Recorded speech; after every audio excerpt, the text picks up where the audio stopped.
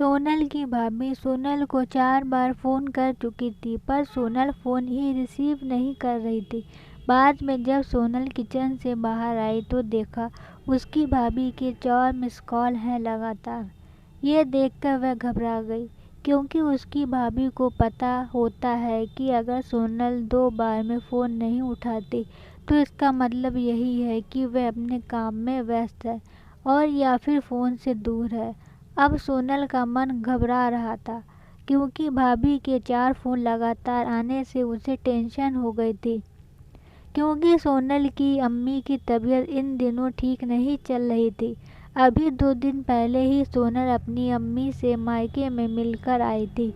फिर भी सोनल ने हिम्मत करते हुए अपनी भाभी को फ़ोन लगाया, और फ़ोन जैसे ही भाभी ने उठाया तो सोनल को रोते हुए कहा, दीदी, अम्मी जी हमें छोड़कर चली गई हैं। रात को अच्छे से सोई थी। सुबह अपने भैया और मैंने खूब उठाने की कोशिश की, पर वह नहीं उठी। तब हमने डॉक्टर साहब को बुलाया और उन्होंने बताया कि मम्मी जी अब नहीं रहीं। एक दीदी, आप जल्दी से घर आ जाओ। इतना सुनते ही सोनल की आंखों से आंसू बहने लगे। पापा तो पहले ही उसे छोड़कर जा चुके थे और अब उसकी मम्मी भी नहीं रहीं। सोनल तो बिल्कुल बेहाल हो चुकी थी। अब सोनल ने रोते रोते ये बात सक्षम उसके पति को बताई।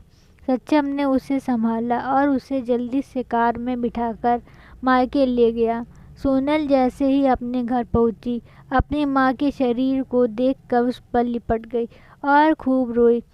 आखिर में सक्षम ने उसे किसी तरह समझाया और माँ का अंतिम संस्कार किया। सारे विधि विधान होने के बाद सोनल की सुलाई रुकी नहीं रही थी और उसे भी बहुत याद आ रही थी। तब सोनल की मौसी ने उसे आंसू पोंछे और उसे संभाला और कहा, सोनल बेटा, दुखी मत हो। दीदी नहीं रही तो क्या हुआ, मैं हूं ना तेरी मौसी।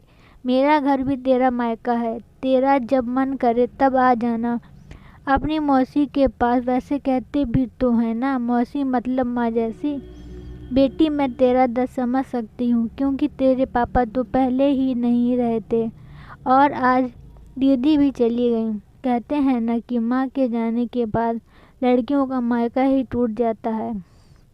ये भाभी तो बस दुनिया को दिखाने के लिए नाम का रिश्ता होता है, क्योंकि मायका तो माँ से ही होता है। सोनल भी मन ही मन सोचने लगी कि शायद मौसी ठीक ही तो कह रही हैं, और वह मौसी से लिपट कर ज़ोर ज़ोर से रोने लगी और कहने लगी, मासी, मेरा भी मायका अब नहीं रहा। तभी सोनल की भाभी दूर बैठी दोनों की बातें सुन रही थी। पहले तो भाभी ने सोनल को चुप कराया और फिर उसे दिलासा दिया। फिर भाभी ने मौसी से कहा, मौसी जी, आपने ऐसा कैसे कह दिया कि मायका केवल माँ से ही होता है। मैं मानती हूँ कि माँ का स्थान कोई नहीं ले सकता, लेकिन अभी दीदी के भैया भाभी जिंदा हैं और जब तक हमें दीदी का मायका हमेशा बना रहेगा। मैं पूरी कोशिश करूँगी दीदी को मम्मी जी की तरह प्यार और सम्मान देने की, और दीदी जब चाहे तब यहाँ आ सकती हैं। ये घर कल भी उनका था और आज भी, और कल भी रहेगा। मौसी जी भी एक बेटी हूँ और मेरा भी मायका है, और मैं अच्छे से जानती हूँ कि हम बेटियों के लिए मायका कितना महत्वपूर्ण है। मौसी जी, आप दीदी को अपने घर ज़रूर बुलाइए और उन्हें अपने भैया भाभी के प्यार से दूर मत करिए।